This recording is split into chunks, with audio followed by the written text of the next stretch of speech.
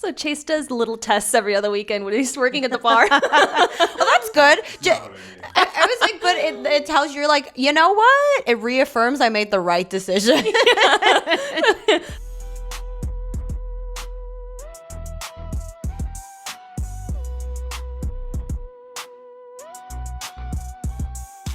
Hi, everyone. You're listening to The Modern Bay Woman. I'm Cathy. And I'm Jackie. And this is the podcast where career-driven, wellness-minded Bay Area women come together to share their thoughts and feelings, laugh through dating stories, and find community in this journey we call life. Welcome to episode 9. In the previous episode, Cathy and I talked about what marriage is, what it means to be married today, and we talked about the decision of whether to not have children. And in today's episode, we're going to have an honest conversation with Jackie and her partner about how they knew they were right for each other, what it takes to keep choosing one another, and how to build a relationship that lasts. But let's first start with introducing Jackie's partner, Chase. So Chase, do you want to tell the audience a little bit about yourself? Sure. Hi, guys. My name's Chase. Jackie and I have been together for, we always joke, 7 or 8 years. Neither of us can really ever remember exactly how long. I always joke with Jackie that I'm just the most average man ever. Brown hair, brown eyes, have a face, read and write for a living, and I love Jackie very much. Oh, so I'm going to say you've been together for 8 years. So take us back to the beginning. How did the two of you meet, and what initially drew you to each other? So we met via old school Tinder. Tinder. I think I discussed, I've mentioned that I was on the other apps, but like not this round, like not in my later 20s. I just got on Tinder because I was like, okay, I'm going to go on dates. And I went on like 4 dates in 2 weeks. So not as crazy intense as you did, but I saw Chase on Tinder and every single one of his photographs looked different. I didn't know what he looked like. All I knew was that he was from San Francisco and he looked interesting, but I didn't know what he looked like present day. So I was like, you're like, okay, I need to meet this guy in person to really put a face to the name. Swipe right. I don't know what your side is though.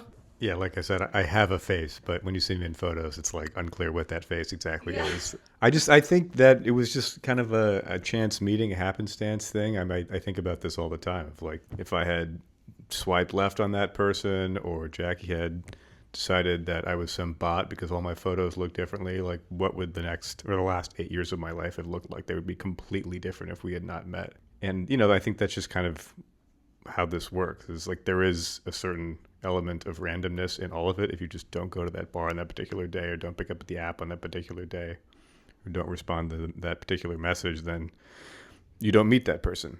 But our meeting, we'll get into it, was I don't know if it was unusual. I think it was that was a lot of how people met around that time. Maybe they just still do now, but they definitely still do yeah, now. But I was like, dating apps is like the way to go now. I just feel like it's Tinder was still Tinder then, it like had a reputation. The other apps had their reputation. It just felt like less of this like just brutally algorithmic way of going about finding a partner. I think we had a very interesting first interaction that left us both basically confused about what the other person was up to and why they were there. But also I think there was obviously a clear attraction between us that we both wanted to investigate further. So touching a little bit on that, what was different about this relationship compared to the relationships or the people that you had dated before? I mean, a lot. Jackie is a much more normal, stable human being than a lot of What kind of people were you dating?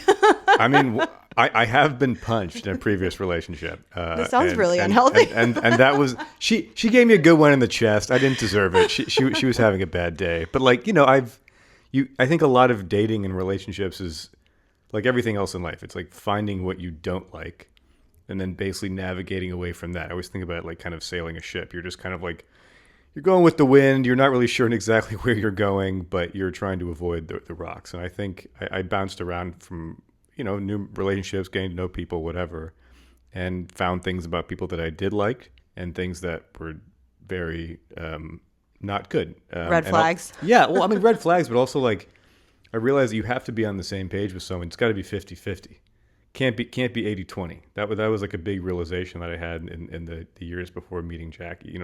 Things like that. If there's a lopsided relationship, it's just not going to work. It's going to eventually develop cracks, and something negative is going to happen. Someone's going to get hurt, or there's going to be a breakup, or it's et cetera, et cetera. So just like things like that are like the rocks that you're trying to navigate away from and around. I mean, it's not, of course, we've had many rocks that we've run aground on in 8 years of relationship, but I think there's just very obvious things of like stability and someone being able to do what they said they are going to do and show up where they say they're going to show up and be reliable and accountable on both sides, but also kind of like fill the holes that you maybe have in your background. Like Jackie is my rock. She is like a incredibly like accountable, stable person, and where my background growing up with my family and everything, it's not like that. Being able to spend time with her and her family, that's like really filled a very significant role in my life over the last 7 or 8 years.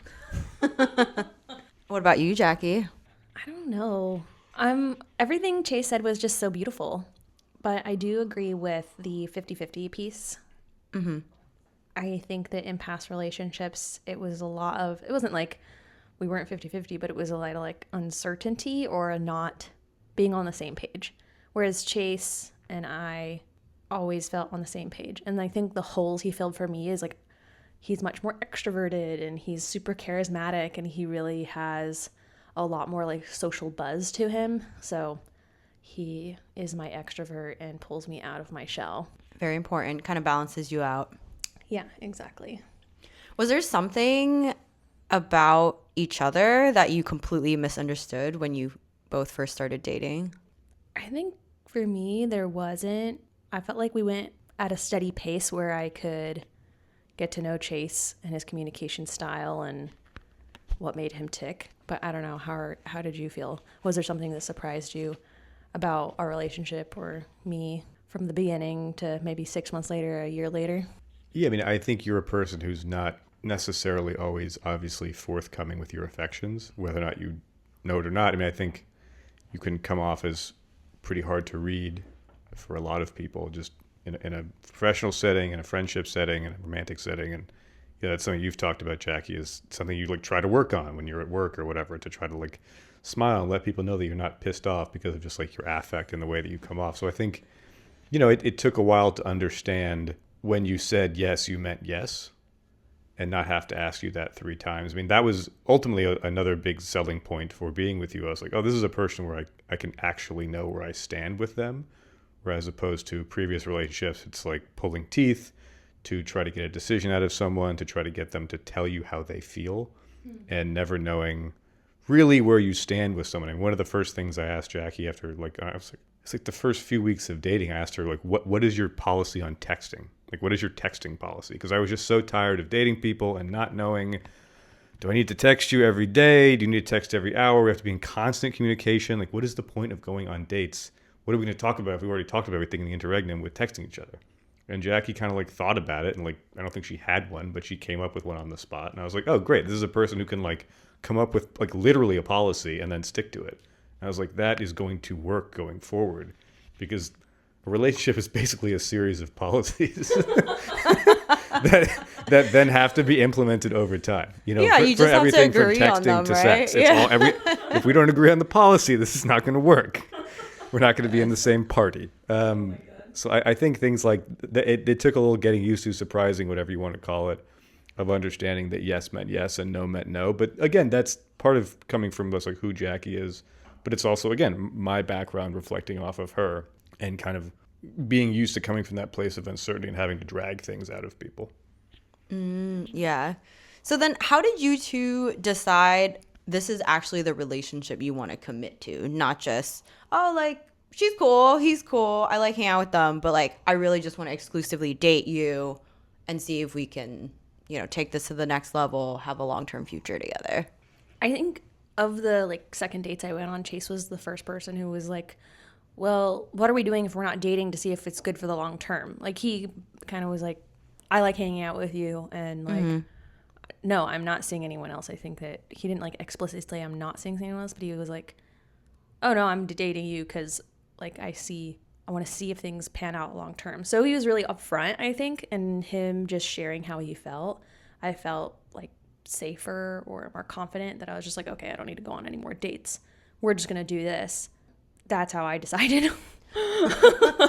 He made you feel safe, which is very important. Yes. I mean, one thing that Jackie also said, like when I first met her was, and throughout that early period, she's like, yeah, like I'm coming out of a relationship, and I was myself at the time as well, and to a certain degree. And she was like, I don't want to rush into anything here. And I was like, okay, like I basically felt pretty confident that I could seal the deal, but I was like, if I push here, and I say, no, like I really like you, we got to be together, and that's gonna scare her off. That's gonna upset her, and it's like trying to pet a cat too hard or something. It runs away. So I got that sense that she needed kind of space and time, and that obviously worked. But then also it wasn't like it's like I choose you and like this is like the shining moment. There's just things that happen in your life where you're like, oh, this just feels like what's supposed to be happening. Like all the momentum of our life kind of like pushed us together in terms of our living situation and our friends and where we were living and like my job and where that was located. Like things in that instance, and I'm not an optimist by any stretch of the word, but in that early stage, like things kind of just like slowly gelled so that it just seemed like we were supposed to be together. I mean, the term that I would use at the time talking to my friends, like this just feels like this is what's happening right now. And that's not that it's like there's no agency there. Obviously, you could just walk away and block the person the next day. You don't. It's not just you just go with the flow. But it had a feel of like this feels right because it feels right, which is I know kind of regressive, but it just was what was going on in our lives, and to totally like back out of it would have just felt wrong. It would have just been wrong. It was clearly the right thing to do at the time. So it sounds like a lot of it was like very like vibes based. Was there like specific qualities that made you think, okay, like this is someone I can build a life with? Like I heard Jackie, you mentioned earlier, I felt really safe around him. Okay, I think I've told this story. There's 2 stories that I've already shared that I feel like highlight this like quality of like, okay, feels right and I can trust this person. The first one was when Chase helped me move. And he didn't share, but he was hungover that day. But he showed up anyways, and he's still like participated, helped out as much as he could, etc. Another was that he planned like a trip to Point Reyes pretty early on in our relationship. And the fact that he was like suggested it, planned it, drove us up there. And like, sure, I gave my perspective on the Airbnb we should pick and like how we should navigate food when we were up there and things like that. It was just like, oh, this is someone who like sets an intention and follows through, and they don't need like nagging, probing, or pushing. Yeah, he was like reliable, and he put in effort. He put in effort. I Which, think about those things. shouldn't be that hard, but then again. Yeah, I mean, it's like I haven't sat down and analyzed it, but those are kind of the stories that come to mind that are like, oh, this is like a person I can rely on, and we're on the same page, and we're interested in the same adventures. I don't know. Was there something you had, Chase? Yeah, I mean, like a lot of what I already said, I feel like is like that. I feel like the interest was there, the effort was there. There was a mutual attraction. There weren't. She came from a nice family. There weren't like these like major issues that were clearly going to become problems later down the road.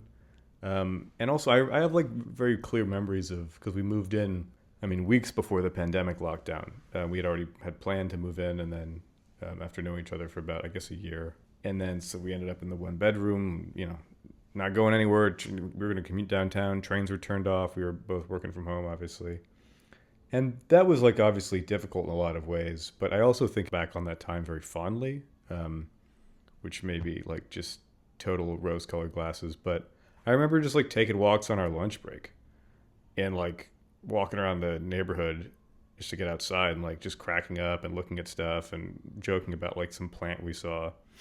And I was just like thinking, I was like, if we can get along when we literally have nothing to do, because that's the great fear, right? Is like, I'm going to be with somebody like for the rest stuck together. of my life. What are we going to talk about?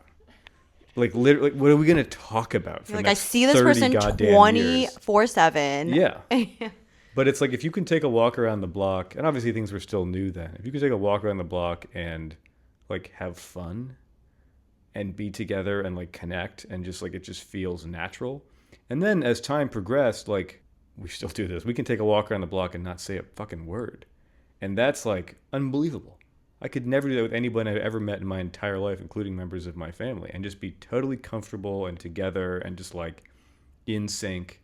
And I think sometimes that's hard for me because I'm a talker, but like we just can get kind of like get into this groove where we're just like together, and that's what we're doing. And you know, like that obviously that takes time, that builds with time, but there's qualities like that I was just like, this is distinct from previous relationships I've been in, but also it is not this just electrocardiogram of up and down, up and down, up and down in terms of emotions and feelings. That, of course, that's going to happen, but it's like it's more of a wave. Like things come and go, and it's not. It doesn't feel chaotic. You can just It's like steady. Yeah, it's steady, but also like, you know, of course you argue and there's dramatic things that happen, but you're able to kind of have a sense of how things are going to go on a given day, as opposed to, you know, you show up and the person is sobbing for no reason because they have a personality disorder. Like that, I was like, oh, good, that's not happening. And that means that this is like a much more stable, reliable person, which is obviously clearly very important for me. Yeah, of course. So then in your mind, do you believe that there's a right person, or do you think you find someone that's compatible and then you make a decision to become the right people for each other?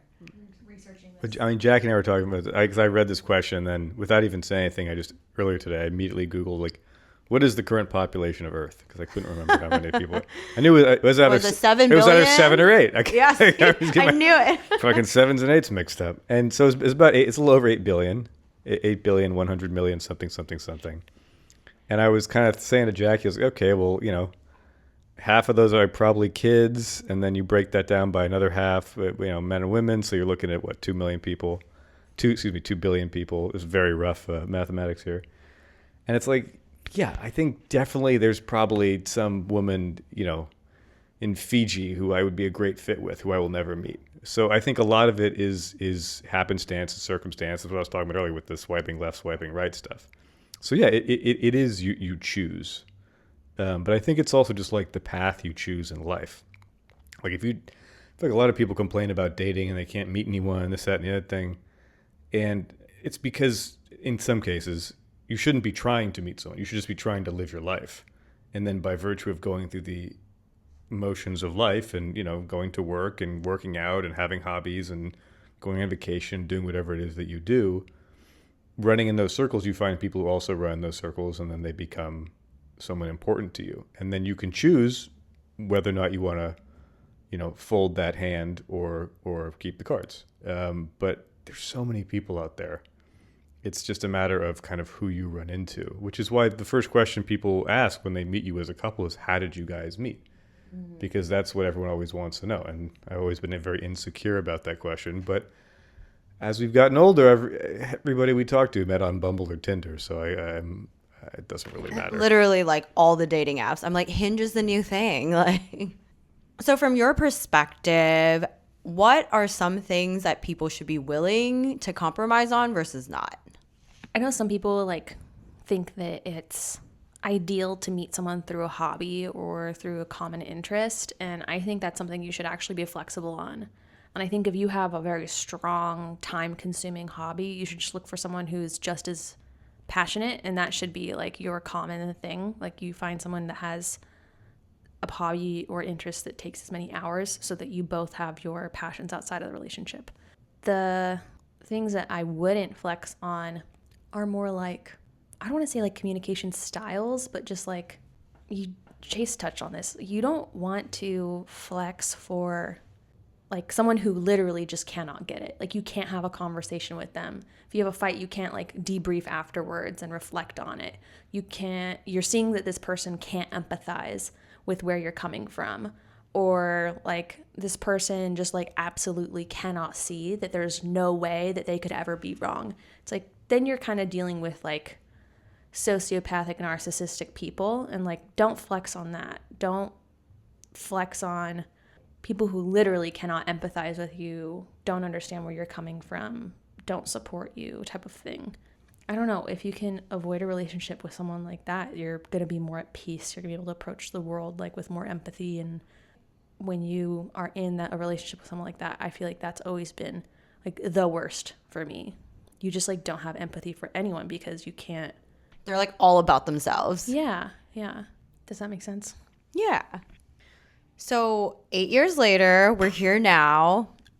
Are all the reasons that you two initially had to choose each other still the reasons that you choose each other now? Or do you think that's kind of changed over time? I think for me, it's the same. I think that we've both evolved as people, but the reason why I'm with Chase is like we have the same sense of wanting to see the world and travel. We also have the same sense of like wanting to have a home base or like a stable place to come home to. But then Chase is just like the funniest person I know. And that's one of the main reasons why I love him so much. But yeah, choosing him over and over every day. It's funny. It's like if I think back to who I was when I met Jackie in end of 2018, early 2019. I mean, that was 4 jobs ago, almost a decade ago. Long time. Yeah, but it's also like my life is totally different. Yeah. I have, so there's all these things that have like, of their own volition, just cycled in and out of my life, which is what life is. But like the things that attracted me to Jackie have remained constant, and I think I've like found you get to know someone better, and sometimes that can become more repulsive than attractive. But that just hasn't been the case. And I think it's in a lot of like subtle little ways of like her eyes change color in different lighting, and just like being able to see that over the course of 8 years and notice it like every single day. I mean, it can be these tiny little things that just kind of keep you around. And then also you meet other people like on the week on the like Do tell. no on the weekends I'll go work in a bar, you know, and just for fun and just to kind of get out of the house. And like I am dealing with the public. I am dealing with, in this instance, women of all ages, and I'm like, it's just like these are not my people. Like romantically speaking, like I look at someone and I look at Jackie. I'm like, which one of these people would I rather be with? And it's just it is a no-brainer. So Chase does little tests every other weekend when he's working at the bar. Well, that's good. I was like, but it tells you, like, you know what? It reaffirms I made the right decision. So I come see him at the bar, he comes home, and he's just so happy to see me. He's like, thank God I'm with you and not that one girl that was at the bar 2 hours ago. Like, Love you too, babe. So if you had a friend tell you like, okay, I love this person, but like, I don't know if they're the person I should spend the rest of my life with, what questions would you tell them to ask themselves to better figure out the answer to that question? Oh, Chase has something to say. I think it's a false premise. Spending the rest of your life with someone, like no one has a gun to your head. I mean, we Jackie and I talked about this early on. I've had this philosophy as a result of our relationship, because this has not been the case in past relationships, where if you want to leave, leave. If I want to leave, leave. If you cheat on me, I will leave. If I cheat on you, you will leave. Like, that's it. This is a at-will employment situation. Like, you don't have to necessarily be here. Yeah, you're not like tied down with a gun to your head. Yeah, the only thing that we don't have kids. We're not even married. The only thing, and that's by design. The only thing that keeps us together is our mutual love and attraction. And like, I think in a lot of ways, as it should be in our personal case, in our instance, I think people think it is okay. Like, who can I be with for the rest of my life? It's like, that's a long fucking time. How about who can you be with like for this long weekend in Point Reyes? Yeah. Like, let's start small. How about a hot towel? Like that's, I think people get ahead of themselves. Mm-hmm. And obviously you don't want to waste time. But look, a lot of it is wasting time. Like I said before, I've been in relationships for 2 years where it's like, oh, this is going up in smoke. And it feels like wasted time. And you could definitely make the argument that it is. But you could also make the argument that like that's a learning experience. I mean, I had a buddy who just went through a breakup recently, and he's like, oh, I wanted to be with this person forever, and instead they turned out to be a lesson for me, which is what I didn't want to happen, but it's what happened. It's a tough lesson to have to, break up with someone or be broken up with or whatever the case may be. But I think it's just, you have to decide every day, and you have to kind of take it in these short spurts. And then you look back after 7 or 8 years and you're like, do I want to keep doing this? And if the answer is yes, great, continue. You get hit by a bus tomorrow. Who the hell knows? Yeah, very true. My question, so I'm glad Chase went first because mine is going to make so much more sense now. Mine, I was like thinking in my head, it's not a question of what you have to ask yourself about the other person. It's a question that you have to ask yourself about yourself. And I was trying to think of like, what is the question you would ask yourself to determine if you're ready to, quote, like commit, or like what you like to say, sign on the dotted line for someone. And I think it's like, are you going to be okay? You need to ask yourself, are you going to be okay no matter what happens in this relationship? And if the answer is, if I lost this person in 5 years, I would be a total dumpster fire. I would be just a total puddle. Then it's like, well, maybe you're not ready to commit to someone if you like wouldn't be able to stand on your own without them. Yeah, like you need to be your own person first, and then you two come together, not like, oh, I just need to rely on this person because I'm not, financially stable or whatever it might be. Yeah. My thing is kind of like, okay, regardless of in your relationship, like, how are you doing? Can you handle your business and like make your own money and pay your own bills or find the support you need? Yeah. And if something doesn't work out in your relationship, like that's what you should be thinking of. Are you going to be okay if this relationship goes up in flames? Yeah. It's a good way to think about it. And so you both chose each other 8 years ago, but obviously both of you are not the same person that you were back then. So how have you individually changed? I don't know if I've changed, but I've definitely tried to try new things. Like since the pandemic, like grow my hobbies and things like that. Like I went through yoga teacher training. I went to grad school. Now we're doing the podcast.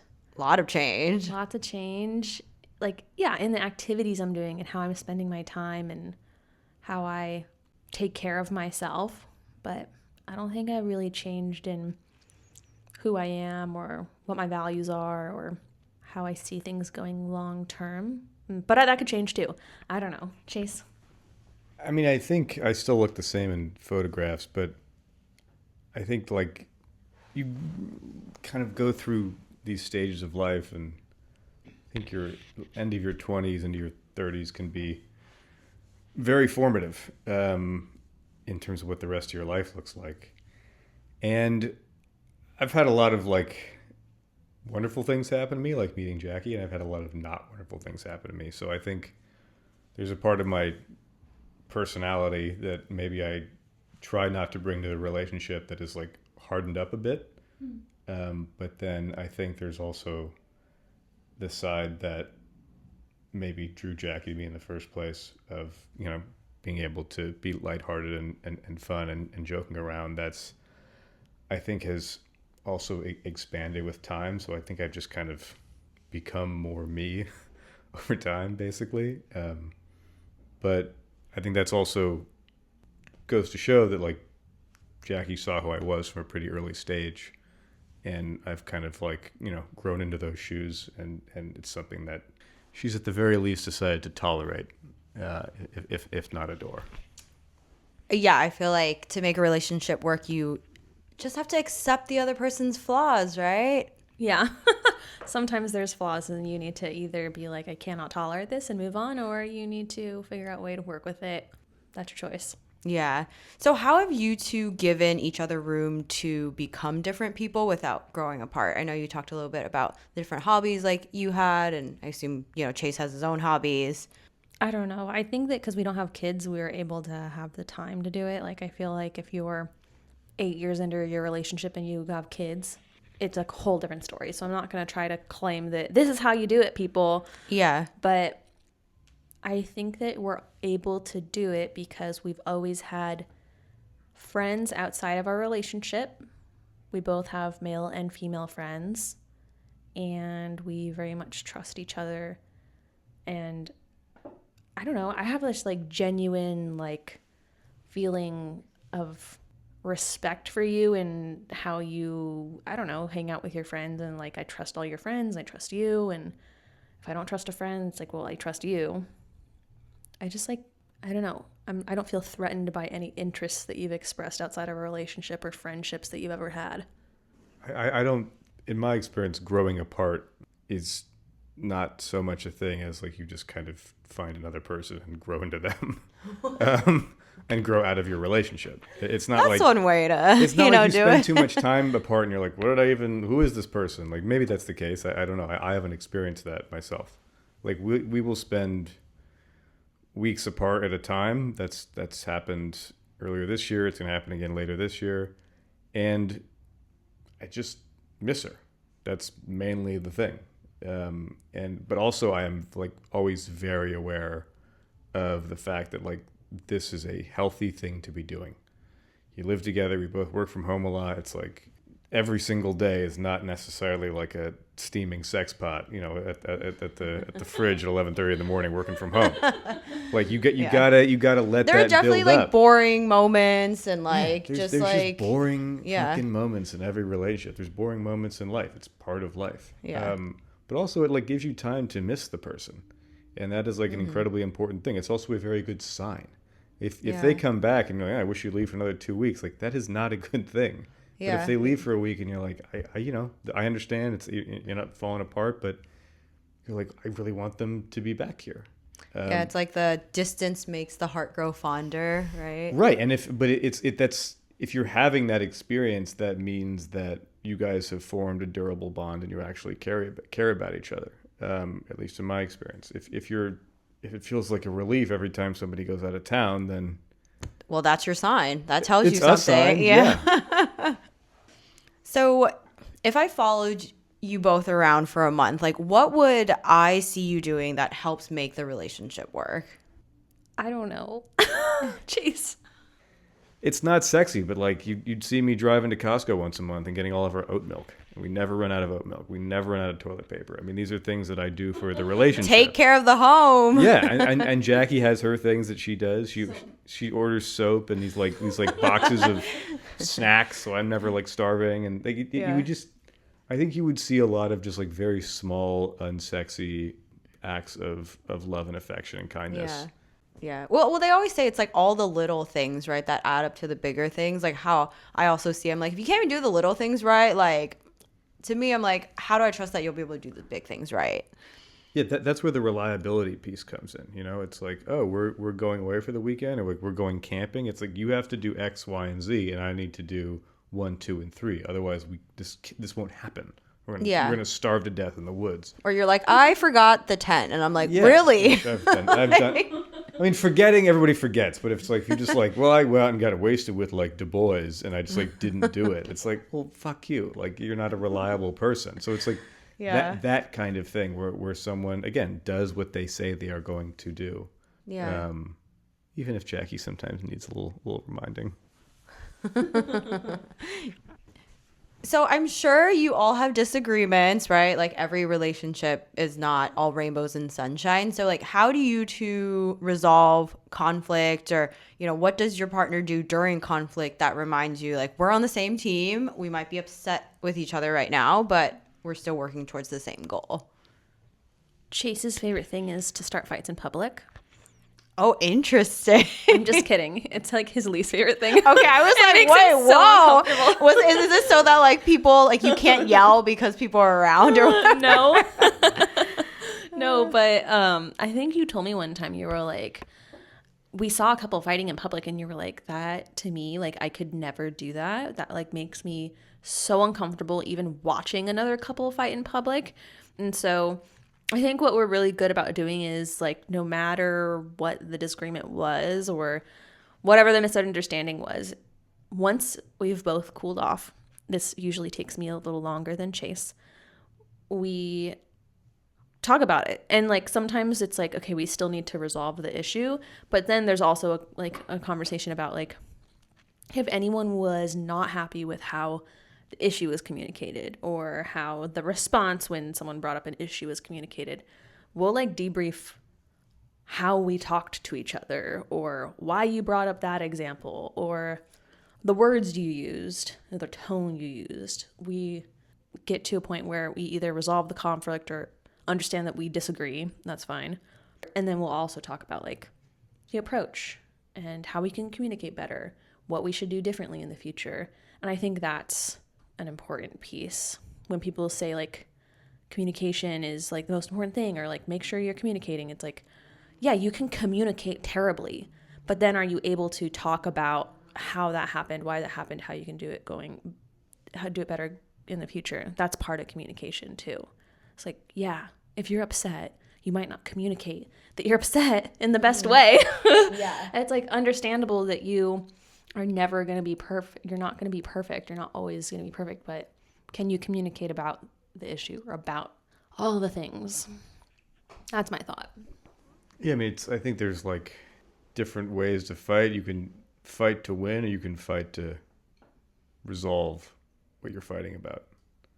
And if you can ease up on the ad hominem attacks and trying to hurt somebody, if you can not get to that level, and can just, even if it's heated, can like try to have it revolve around the issue at hand, the disagreement, whatever it may be about, something that was said in front of somebody, someone is offended by something. Clearly, like there's always a spark. If you're trying to, a lot of times I feel like I'm trying to understand what the problem is, and Jackie is trying to understand what the problem is, because we don't always realize that something we said in front of one of our friends was like, maybe felt like a slight, or we don't, there's a million different ways to start a fight, 1,000,001. But I think if you're having the conversation afterwards, even if it's heated, and trying to understand what went wrong, why are you offended, and how can we like not do this again? Again, this is an idealized notion. It doesn't always happen.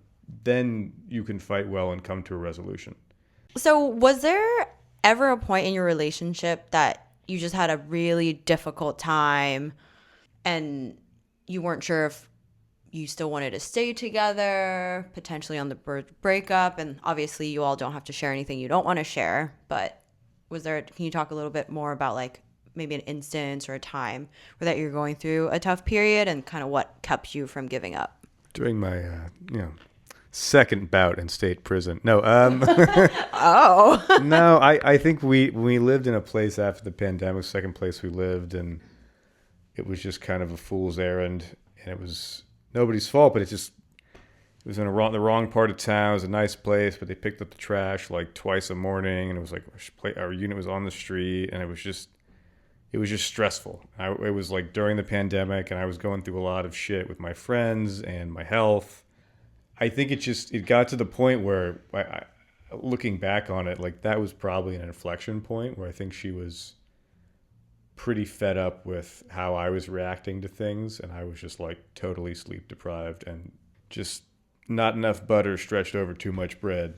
And I think that is a point where like I think one of us could have probably bailed if we had decided to do so. I think an interesting question to ask is why we didn't. I think there's probably a lot of ways to answer that question, but that was just circumstantial though. It was obviously the way, people react to their circumstances, and that's a data point. But I think a lot of it is like external pressure. We had to brave the pandemic together. We've had to brave shitty apartments together. We've had to brave travel together. But if you don't leave and you don't break up, then those things become kind of like plate armor over time. And you have these experiences shared together. You know how to not do that again and to not make that mistake, but also hopefully not to react that way to that mistake again. But yeah, that's the one that comes to mind. I was going to say that too. That time in our lives was really difficult. I think that, yeah, I was dealing with just kind of normal everyday life job stressor things, and you were kind of dealing with a lot more than I was, and I was pretty fed up with it. But I think that we had this one conversation that was like, what would make you happy, Chase? Like, what do you think would be exciting for you? And you kind of painted this picture of like, well, like, I want to like travel a little more, and I want to like get out of San Francisco because you grew up here. And I was like, great, let's just sublease and Airbnb a few places for the next year. Like, we hate this apartment. Let's not get locked into another place that we hate on accident. Like, yeah, like you took that experience and you're like, all right, what's the solution? And like, let's try and resolve it in the future. Yeah, exactly. And so over the course of like the next 6 months, we did an Airbnb in Portland because I have family friends in Portland. and we did an Airbnb in Hawaii because I was like, oh, well, maybe we can kind of quote test out if we would want to live somewhere other than San Francisco. Yeah. So yeah, and then like in between those Airbnbs, we did subleases in different neighborhoods of the city and just kind of sampled some places that Chase had never lived in the city and I had never lived in the city, so that we could like have a better idea of, okay, if we're coming back to San Francisco, where would we be happier? And I think that adventure was really exciting for me and kind of broke me out of this resentful feeling of just like having to weather that year in that apartment. Yeah. So, kind of from your perspective, then, like, how do you distinguish between a relationship that's going through a difficult season, kind of like what you two had, versus one that really just shouldn't continue? I think it's the communication piece I was mentioning. It's like, you know, you shouldn't expect someone to like fight correctly with you, but like you should be able to debrief and like have empathy for each other and like always talk about how you can do better or try to do better. I mean, part of it is just the decision to stay, but also I've like, you look at other relationships, people that, you know, friends of mine or family members who have been in relationships, and it's clear that this should not go on. That there are just structural issues where one person is, for lack of a better term, fucking nuts, or just not into it, or not exciting enough, or, you know, a depressive or whatever. And the other person is having to basically put up with it and deal with it and be their emotional support structure, and having to deal with bullshit coming from them that's kind of like unfair. And that's when, like, you kind of know when you see it. A lot of these relationships are over before they end. Either someone starts to, you know, step out because they realize that things are about to crash into the ground, or people just kind of like disengage, and, you know, they don't really They stop putting in effort. They stop putting in effort. Like, I mean, the you know, if you plot the sex on a chart over time, it starts to really drop off. Literally. I mean, these are indicators. Feel this on a deep level. No, I'm just kidding. Yeah, I mean, like, you know, it's like these are indicators. You haven't had sex for 6 months. Like, you should. What does that tell you? Yeah. Yeah, it tells you you're about to break up. For sure. Yeah, or maybe you should, or maybe somebody's gay. I don't know. Like, that's another story. But Yeah. there are certain leading indicators where the relationship is starting to break down. I think what happens a lot of times is people, and I've been guilty of this, people should leave. They know they should leave. They don't do it because they're worried about hurting the other person, and it's hard. It's like the classic scenario. And Conflict adverse people. I love conflict. I am pro conflict. I want to fucking fight. But in this instance, you basically make the calculation, conscious or not, that staying is going to be less painful than, you know, throwing a grenade down the chimney and blowing this whole thing to hell. And hurting somebody else or hurting yourself and having to go through that experience. But it's almost like, but isn't you... Aren't you being more selfish by doing that? Because you're like, you know, it's not healthy. It's not about selfish. I mean, in one instance for me, it was like the other person didn't want to leave, and I kind of wanted to leave, but I was like, I don't want to hurt this person. I do care about them. I don't hate them. It's not selfish. It's quite the opposite. But I think the moral is that in the long term, that shit's gonna blow up anyway.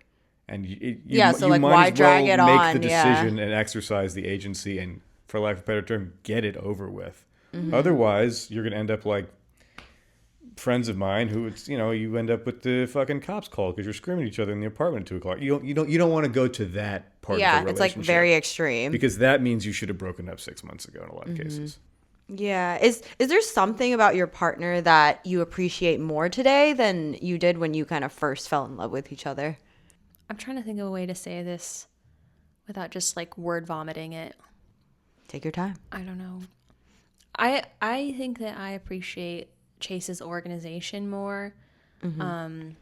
I definitely early on thought it was like he had like a sense of control that was like restrictive for me, because I'm kind of like, outside of my job, I don't want to be organized or planned or anything. Like, I try to do it for you, Because I'm such a type A OCD person. Yeah, but I really kind of need to be a little chaotic outside of when I need to be organized, because otherwise I just feel like I'll lose my mind. So now that we're much further away from our first apartment, our bad apartment, and our travels, I appreciate that Chase is so organized and on top of his shit, because it like forces me to kind of level up and be on top of my own shit too. And I don't get it right all the time, but I do appreciate you. I love you. Thank you for making sure I get my car registered on time. Very important things. Appreciate more. I mean, I just think her ability to change and try new things and expand her horizons. I mean, she has all these friends from all these different walks of life, from things that she's done from before she knew me, experiences she had, like she mentioned yoga teacher training and going to do grad school. And she has an ability to kind of like expand her world, expand her network is a shitty and lame term. I mean, we're talking about like real friendships here, and kind of like tend to those little gardens of people and kind of weave them into the fabric of her life, and do it in a way that I know is not effortless, but feels effortless. And that's something that for me has not always been necessarily very easy. I find most people I meet pretty annoying, but Jackie has like much more grace, and you know, that's just one example of like, I now have friends that I didn't have before because of Jackie. And you know, the ability to like build people around you in an organic way is really been nice to watch. And also her willingness to like do these things, her willingness to go commit herself to really difficult trainings and education and all these different things. When to me, like having a job is frankly more than I can handle half the time. I mean, these are like really amazing, impressive things that are really laudable. Amazing. So when you think about a healthy couple like yourselves, like how much independence do you kind of give each other? And are there parts of your lives that you intentionally keep separate? I like to give Chase all the independence. I think that if you try to like reduce someone's independence, that's just like a recipe for them to resent you or something. People should be independent and choosing to spend time with their partner or do things for their partner, or like it should come from like their own will versus like the will of a partner. So yeah, in healthy couples, in my opinion, I'm like, Chase has all the independence in the world. I don't make him do anything. I ask him if he's available to do things with me, and if he wants to do them with me. Like for this podcast, I was like, would you be open to it? Would you be interested? And he was like, yeah, I'd definitely do it for you. And then I was like, great, are you free this time? I wasn't like, You must do this for me. Yeah. exactly. Like, well, we want to bring my partner on and we want to interview you. And so you got to be available at this time. And like, if it doesn't work, like, let me know another time. Like, it was all very open, curious. Would you versus you will. Yeah. It's like giving them it's like their choice if they want to participate. Yeah. And so I think that I've never felt like I'm not asking someone to give up independence. I'm never asking someone to give up independence for a relationship or in a relationship. I'm kind of like encouraging the independence, because like I don't want you to be my partner if you're like asking me like what you have to give up or what are you willing to give up. I would be like, fuck off with that bullshit. Yeah. It kind of comes back to like, you need to be your own person, right? Have your own life and your own friends. And then when you two come together, it's amazing because you kind of can support each other and build each other up. Exactly. Like I definitely want to be my own person and like be able to do whatever the fuck I want when I want. So like, how can I expect someone else to not feel the same way? We do definitely keep parts of our lives separate, but not on purpose. I have friends that I hang out without Chase, and those friends have met Chase and they've hung out with Chase, but Chase doesn't have a relationship with them outside of our relationship. So Like me. like you. Like last night I went out to dinner with a guy friend that I've known since I was like 19. Yeah. Yeah, and so Like half your life. yeah, I guess that's like half my life. And so Chase has met this man, and then we have a couple of mutual friends as well. And like Chase is like, he thinks he's cool and they get along, but Chase isn't going to grab drinks with my buddy, you know?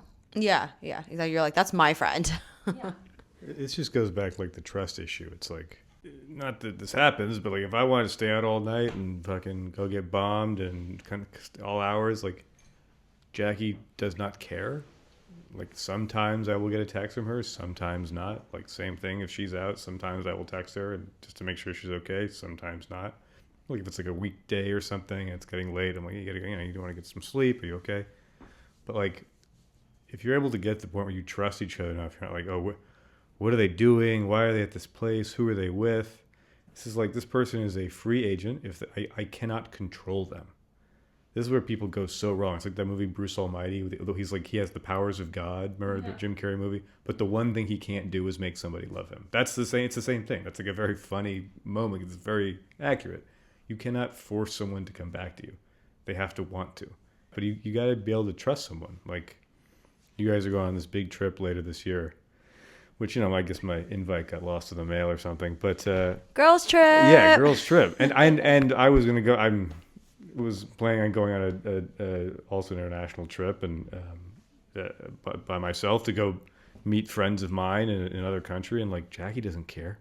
Yeah, she's like, go do your thing. Go do your thing. I'll go do my thing. I'll see you at the house when we get back. That is the way it should be. If you have to, and we've gone on trips together, more trips together than we have apart. But if you have to do everything together like that, that's no good. That goes back to the absence and missing each other. It's like you go on a trip for 10, 14 days, you're occupied, you're doing things, you're seeing a new place and meeting people, but in the back of your mind, you kind of want to get home and see your partner, see the person that you love. I mean, that's independence. That's why it's important. Yeah. And so after 8 years together, in your mind, what does choosing each other actually mean? Choosing Chase feels really natural. I don't think there's anything particularly that makes me feel like I wake up every day or I come home every day and choose Chase. I just feel like we've built a life together that's a life I want to continue to be part of. Yeah, I second that. It's just like choosing this existence over other possible existences. And then, yeah, the more lame people you meet, the more you realize how lucky you are. Yeah. Always consistently choosing each other every day. So as we kind of wrap up this episode, what's advice you might have for people who are going on dates, meeting new people consistently, and they're trying to figure out, is this my person? How would I know this is my person? How do I continue to make it work with this person? What advice would you kind of give those people? Have a fucking sense of humor, for Christ's sake. I feel like so many people you meet, I'm feeling nervous, whatever, I understand, but it's like, this should be fun. It's a joke. Like let your hair down. If the one thing that is going to pull you through some pretty difficult times if you're in a relationship with someone is being able to joke around and laugh about it, because some pretty bad shit is going to happen. You're going to get hurt, you're going to get sick, people are going to screw you over. Like, you're going to need someone by your side to help you with that stuff. And if you and your partner are not on the same page with the sense of humor piece, like your relationship is not going to last long. And also, like, don't underweight sex. Like, having a solid sexual connection from early on is like, that physical connection. It has. I mean, I have seen it draw many relationships far past the point when they should have expired because the physical connection was there. It's the thing that can spark a relationship and can sustain it, but it can also can't be the only thing. But it is incredibly important. You're like, I have stayed, or the sex is just too good. I can't leave. I can't leave. I guess my advice, I mean, I haven't been dating in a long time, but one of my best friends went about dating for finding her husband and a life that she wanted to build with someone really well. And her approach is what I tell everyone to do. which is when you're going on a first date, you're meeting a person for the first time. So it's not an interview, it's not a qualification call. You're literally just meeting a person for the first time. Like, see if you would want to continue a conversation with this person, like at the simplest level. Like, I like Chase's advice, like, you know, have a little humor, have a little fun, but I'm like, keep it easy, like keep it chill, and like just ask yourself if you want to hang out with this person again. Not, is this someone I want to date, or is this someone I want to be in a relationship with, or is this someone I'd be willing to marry? Like, those are all way, way, way too soon. That's my advice. Yeah. Like, do I like this person? Do I like this person? Yeah. It's almost like a friendship, I think of it. Like, your partner should be like your best friend that you like want to hang out with, that you like, in addition to loving them. Yeah. So like when you're dating, just like realize you're meeting someone for the first time. You're not asking, is this someone I could see myself dating? Ask yourself, is this someone I want to talk to again? Is this someone I want to have a conversation, another conversation with? Like, start super simple. Yeah. All the basics. The basics. Yes. Well, with that, we'll wrap up our episode. Thank you so much, Chase, for coming on, and Jackie for also sharing. And with that, we'll catch you all next time. Bye. Bye bye. Thank you so much for listening. We hope you enjoyed this episode, and we'd love to hear from you. You can find us on YouTube and Instagram as The Modern Bay Woman. Follow us, hit the subscribe button, leave us a comment, send us an email or a voice memo. Give us all the real feels and thoughts you may have. Bye.